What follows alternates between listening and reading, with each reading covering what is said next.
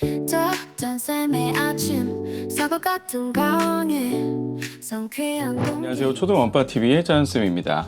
우리 초등학교 1학년 아이들, 이제 초등학교에서 첫 번째로 맞이하는 여름방학입니다. 그죠? 아이들이 여름방학을 어떻게 효과적으로 또 효율적으로 잘 보낼 수 있을지에 대한 이야기를 좀 나눠볼까 합니다. 첫 번째 방학이니까 그냥 아이들은 우와, 학교 안 가니까 그냥 노는 날이구나, 그냥 늦잠 잘 수 있겠구나, 밤 늦게까지 뭘 해도 되겠구나 라는 생각을 할 수 있습니다. 그런데 방학도 똑같이 하루의 일상이 돌아가는 것이고, 학교와는 다르게 엄마 아빠랑 학교가 아닌 곳에서 또 배움이 일어난다라는 그러한 생각, 인식을 심어주는 게 되게 중요합니다. 그냥 방학은 노는 것이다 라는 생각으로 아이들이 접근한다면 그냥 2학년, 3학년 추후에 방학이 돼서도 그냥 방학은 노는 날이야, 마음껏 즐기는 날이야 라는 잘못된 선입견을 가질 수 있기 때문에 처음 이 1학년 여름방학 때 바른 방학에 대한 생각을 가지도록 도움을 주시면 좋겠습니다. 기본적으로 초등학교 1학년 때 지적인 영역에서 좀 바라본다면 아이들이 한글을 한 학기 동안 배웠거든요. 배웠기 때문에 완벽하게 익히고 쓸 수 있는 수준까지 한번 연습하는 시간이 여름방학이 되었으면 좋겠습니다.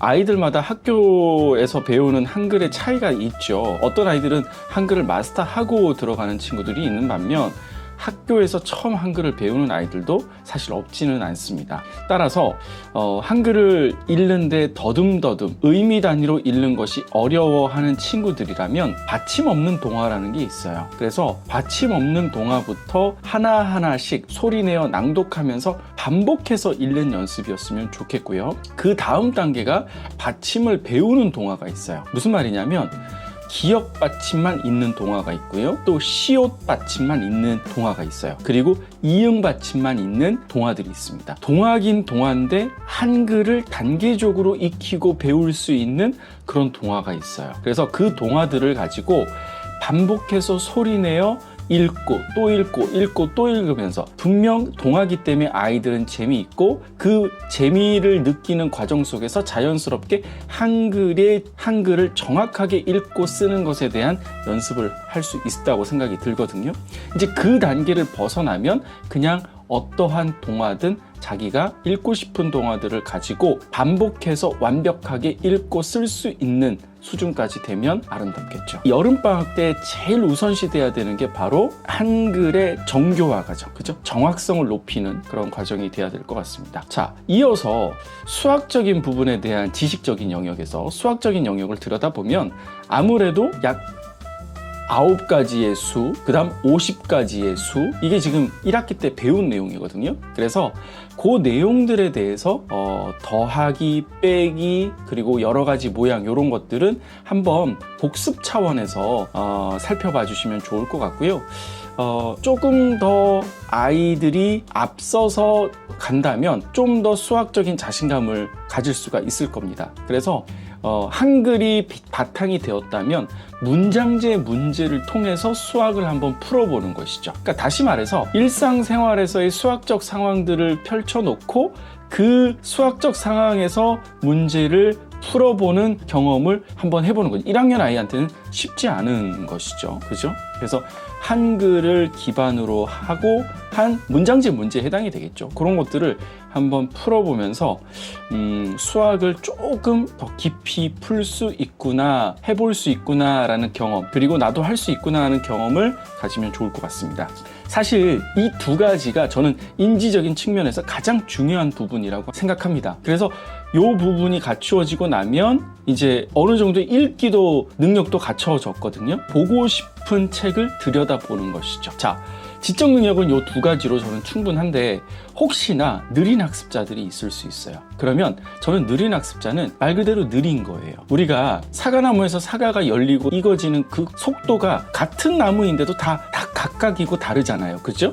늦게 익는다고 해서 그게 사과가 아닌 것이 아니고 또 맛이 없는 것도 아니라는 겁니다. 따라서 느린 학습자는 조금 더 노력이 필요하고 조금 더 시간이 필요한 친구들이에요. 다시 말해서 어떤 아이들은 10문제만 풀면 한글과 수학을 완벽히 이해한다면 느린 학습자는 1.5배, 15문제 정도, 15번 정도 익히면 그 내용을 파악할 수 있는 아이라고 생각하시면 됩니다. 이해되셨죠? 그래서 얘는 왜 이렇게 모를까가 아니라 조금 더 학습이 필요한 아이일 수 있겠구나 라고 생각하시면서 접근하시면 되는 겁니다. 이해하시겠죠?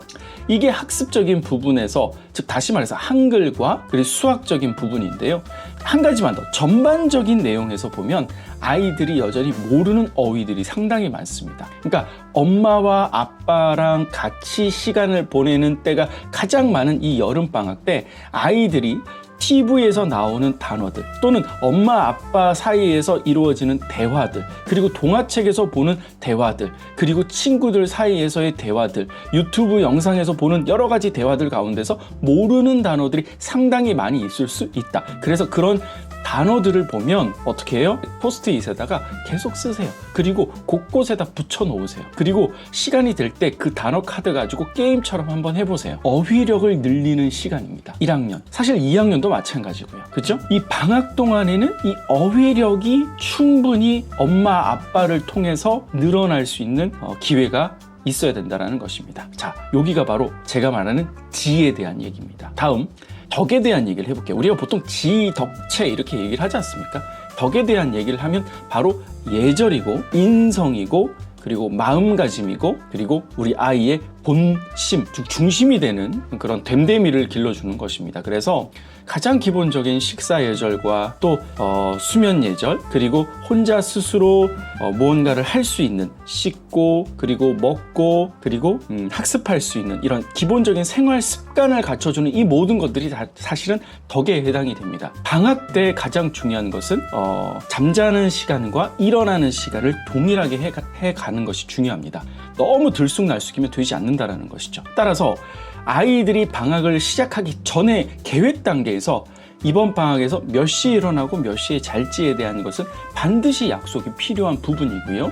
또 하나는 물론 초등학교 1학년이기 때문에 아마 스마트폰은 당연히 없을 거라고 생각이 듭니다. 혹여라도 핸드폰이 있다면 인터넷이 되지 않는, 그러니까 발신과 수신만 되는 그런 전화기 정도일 거라고 당연히 생각을 합니다. 혹시라도 스마트폰을 아이에게 쥐어주는 그런 안타까운 일은 없어야 되지 않을까 싶습니다. 자, 방학이니까 특색이 있어야죠. 학교가 아닌 다른 곳에서 배움이 있어야죠. 3가지 정도 제안합니다. 정기적으로 도서관 가셨으면 좋겠어요. 아이 데리고 그림책 코너에 가서 읽어주는 건 둘째 문제고요. 일단 그 환경에 노출시켜 주는 겁니다. 다음 2번째, 초등학교 1학년 아이들 방학 끝나고 나면 제일 많이 하는 게 뭐예요?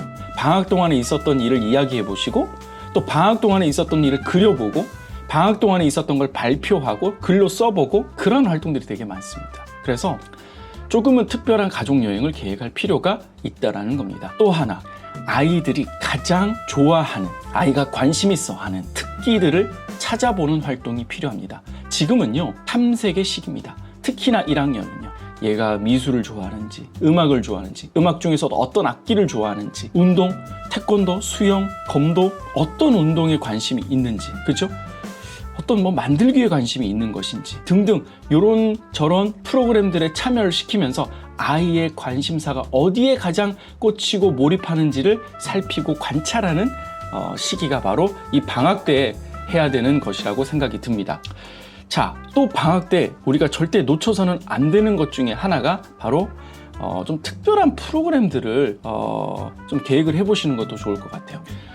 가족들이 함께 참여하는 가족 캠프, 그죠? 그리고 영어 캠프, 이런 것들도 방학 동안에 하나 정도는 한번 계획을 해보시면 어떨까 하는 생각들이 듭니다. 1학년 아이들에게 첫 번째로 맞이하는 이 여름방학, 그죠? 방학을 처음에 경험하는 이 아이들에게 방학이 너무너무 좋고 재미있고 즐거웠다라는 그런 기억이 될 수 있게끔 계획 단계에서 이번 방학 때 꼭 해보고 싶은 게 뭐니? 라고 한번 물어봐 주시고, 이번 방학 때 그래도 너가 꼭 해야 될 것들은 이런 것들이 있어 라고 한번 써보는 활동부터 시작을 해보시면 좋을 것 같습니다. 뭘 해보고 싶어? 뭘 배워보고 싶어? 그리고 그런데 그 전에 해야 할 것들은 요러요러한 것들이 있어, 그죠? 그리고 지킬 것들이 있습니다. 마찬가지예요. 학교에서 지켰던 것들이 있잖아요, 그죠? 집에서도 마찬가지예요. 너무 TV나 또는 어떤 영상에 계속 노출이 된다고 한다면 사실은 이건 아주 방학 동안에 좋지 않은 습관이 길러지게 되는 것이죠. 그래서 지켜야 할 것들은 요런 것들이 있어 라고 안내를 해주시면 좋을 것 같습니다. 이미 다 안내 드렸죠. 스마트폰, 영상 노출, 그죠? 그리고 일어나는 시간, 잠자는 시간, 그리고 꼭 해야 될 것들, 가장 기본적인 것들, 그죠? 운동, 독서, 그리고 수학, 그리고 국어까지 이러한 것들은 해야 할 부분들에 해당이 될 것 같습니다. 1학년이니까요. 보상을 한번 주세요. 집에서 너가 해야 될 것들을 이렇게 잘하면 스티커를 줄게. 엄마가 사인을 해줄게. 저희 초등 언파 TV에 보면 보상 칭찬 시스템에 대한 영상이 있습니다. 방학 동안에 너무너무 중요하게 이 시스템을 돌려야 되는 거라고 생각을 하거든요. 아이는요 아직 많이 어립니다. 그죠? 이제 갓 초등학교, 어떻게 보면 유치원에 가까운 아이예요. 그래서 어떻게 보상을 하면서 아이를 길들일 것인지에 대한 그런 시스템이 충분히 필요합니다. 그죠? 그래서 잘하는 아이에게는 원하는 것을 가질 수 있게끔 이런 시스템을 가지게 해주시면 더욱더 아이들이 적극적으로 잘 참여하면서 알찬 방학을 보낼 수 있지 않을까 하는 생각이 듭니다. 영상 보시면서요, 궁금하신 것들은 질문도 좀 남겨주시고요. 그리고 같이 소통하면서 좋은 알찬 그런 정보들로 이 초등 언파 TV를 채워나가셨으면 좋겠습니다. 아무쪼록 짧으면 짧고 길면 긴 게 바로 여름방학인데요. 아주 재미있는 시간도 필요하고 아주 유익한 시간도 필요하고 아주 편안하게 쉬는 시간도 필요합니다. 정말 놀 때 확실하게 놀고 또 공부할 때도 진하게 할 줄 아는 정말 멋있는 삶을 어머니들, 아버님들 기대하지 않습니까? 그러한 삶을 혹여라도 부모님들이 좀 누리지 못했다면 우리 아이들에게는 정말 진하게 공부하고 진하게 놀 수 있는 그러한 인재들로 그러한 것들을 경험할 수 있는 부모의 역할을 해주셨으면 좋겠습니다. 고맙습니다. 짜장쌤이었습니다. 짜장쌤의 아침 사과 같은 유익한 강의 아이 키우는데 필요한 다양한 정보 함께 나눠요 이 소중한 강의 온 가족 행복하게 짜잔